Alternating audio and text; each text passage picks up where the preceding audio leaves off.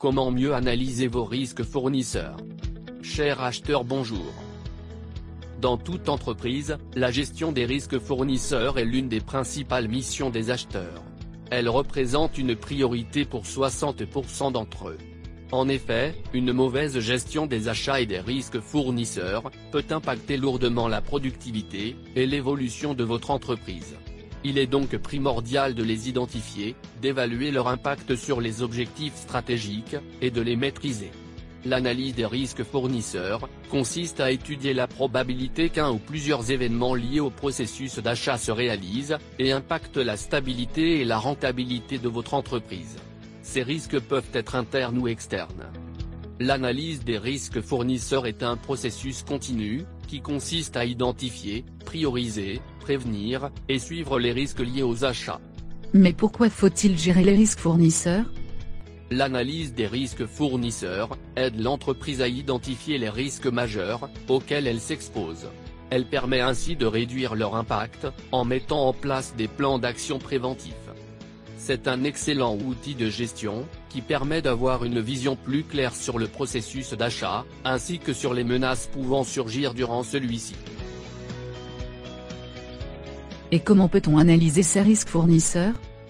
L'analyse des risques fournisseurs comprend 4 étapes. 1. L'identification des risques fournisseurs.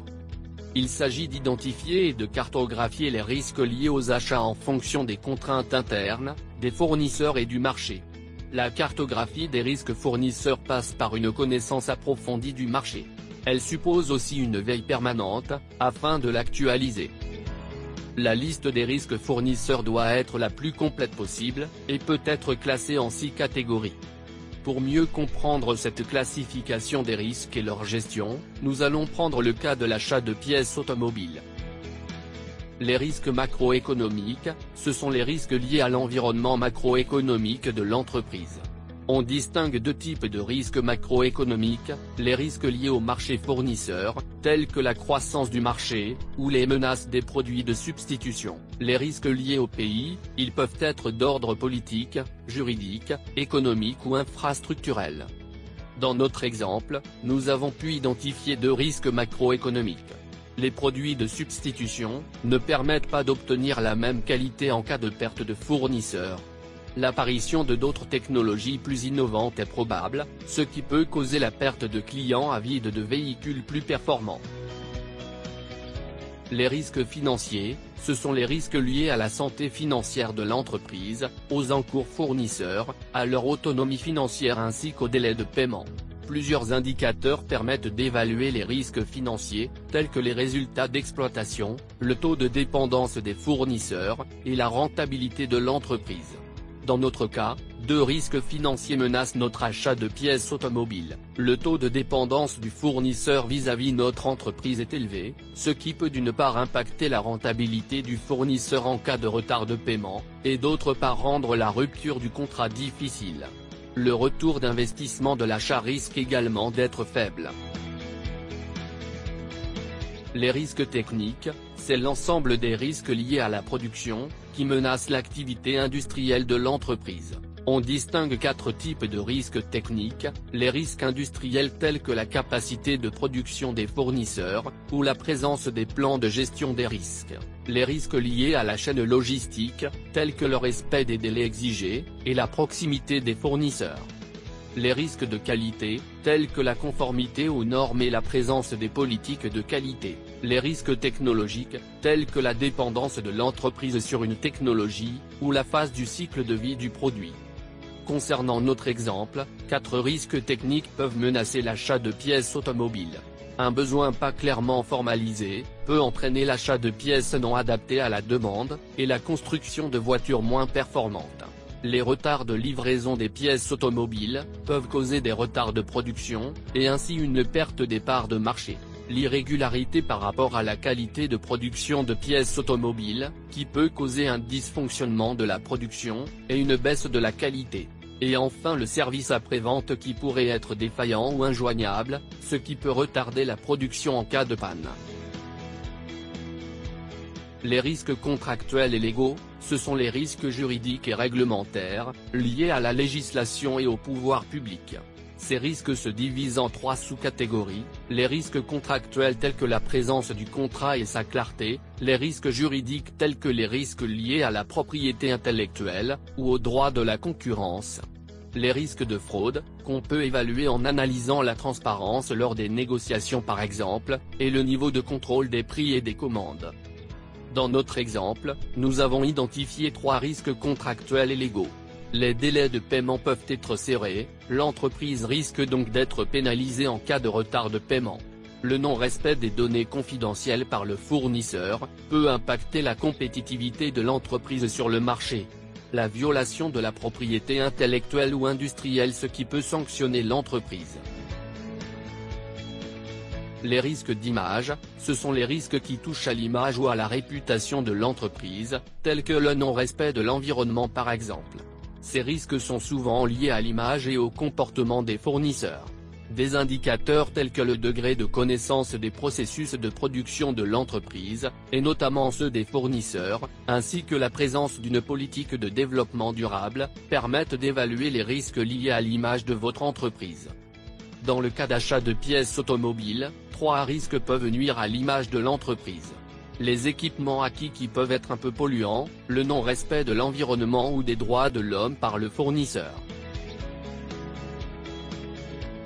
Et enfin, les risques humains, ce sont des risques liés aux relations humaines entre les acheteurs et les fournisseurs, tels que la nature de ces relations, et la présence des hommes clés. Dans notre exemple, la présence de personnes clés au sein du département achat peut impacter la relation avec le fournisseur, et la qualité de la prestation en cas de départ de l'un des acheteurs. Une fois tous les risques identifiés, l'acheteur doit ensuite évaluer chacun de ces risques, et les prioriser. 2. L'évaluation et la priorisation des risques fournisseurs. Cette étape consiste à évaluer sur une échelle de 1 à 4, la probabilité qu'un risque se produise, et son impact sur la stabilité de l'entreprise. Le calcul de la criticité de chaque risque se fait ensuite, en multipliant sa probabilité par son impact.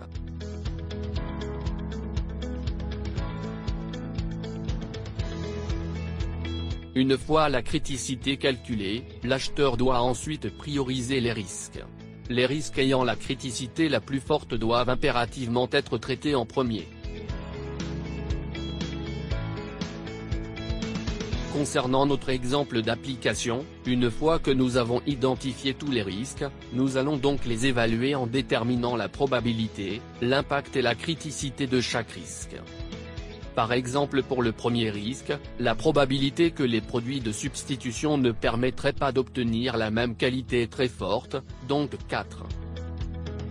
Pour son impact, ce risque peut engendrer une baisse de la qualité de production en cas de perte de fournisseur. L'impact est très grave, donc 4. Pour la criticité, 4 fois 4 est égal à 16. De même pour le deuxième risque, l'apparition de d'autres technologies est peu probable, donc 2. Mais son impact est grave, vu que l'entreprise risque de perdre les clients avides de véhicules plus performants, donc 3. 2 fois 3 est égal à 6. Etc.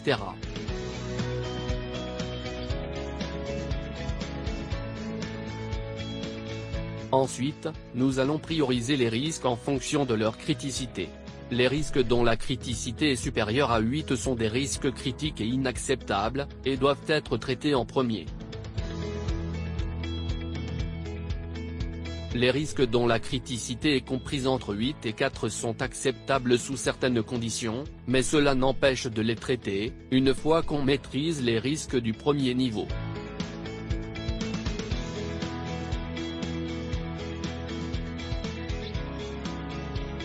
Puis les risques acceptables, dont la criticité est inférieure à 4.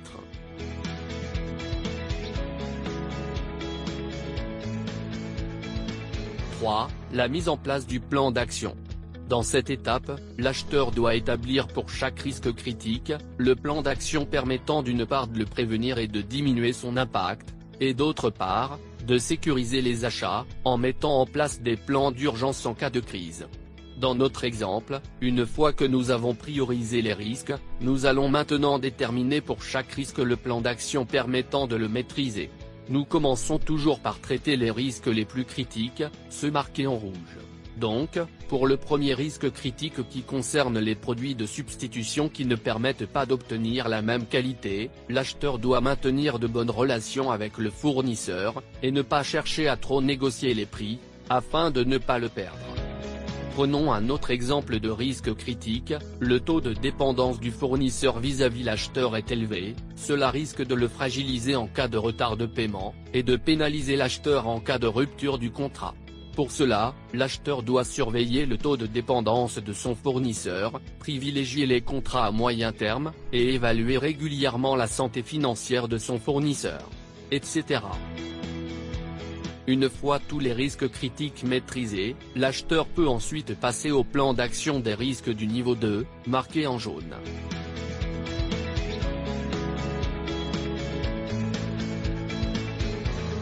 Puis les risques acceptables du niveau 3 en vert.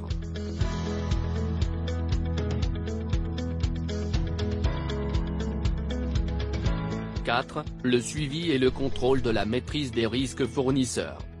L'acheteur suit et contrôle en continu le pilotage des risques, en mettant en place des tableaux de bord. Il instaure des indicateurs de surveillance, pour faciliter le suivi et la maîtrise des risques identifiés. Et y a-t-il une relation entre cette analyse des risques et la matrice de Kraljic, qui permet d'étudier les contraintes liées aux achats? L'analyse des risques fournisseurs peut être approfondie grâce à la matrice de Kraljic. En effet, l'analyse des risques fournisseurs permet d'identifier les risques ou les contraintes internes et externes, lors de l'achat d'un produit ou d'un service. La matrice de Kraljic, elle permet quant à elle d'analyser les achats, en fonction du risque d'approvisionnement et de leur impact sur la rentabilité. L'analyse des risques fournisseurs appliquée sur l'ensemble des achats, permet de les répartir en 4 groupes en fonction de la nature des contraintes, internes ou externes. Les achats non critiques, ce sont des achats dont les risques internes et externes sont faibles, ils ont un faible impact sur la rentabilité de l'entreprise, en raison d'une grande offre fournisseur. Les achats à effet de levier, ce sont généralement des achats dont les principales contraintes sont internes, par exemple un cahier de charges mal défini, ou une absence de prescripteur. Les achats critiques, les risques liés à ces achats sont majoritairement externes, ils sont liés à l'offre fournisseur et à leurs conditions. Les achats stratégiques, ce sont des achats dont les risques sont à la fois internes et externes. Ils concernent essentiellement les produits très techniques, nécessitant des coûts d'acquisition importants. En plus du plan d'action qui aide à prévenir les risques majeurs, et grâce à la matrice de Kraljic, l'acheteur peut déterminer pour chaque groupe d'achat, la stratégie adéquate permettant de l'acquérir, avec les moindres risques possibles. Pour en savoir plus sur la matrice de Kraljic, regardez notre vidéo dédiée, comment la matrice de Kraljic optimise votre stratégie achat.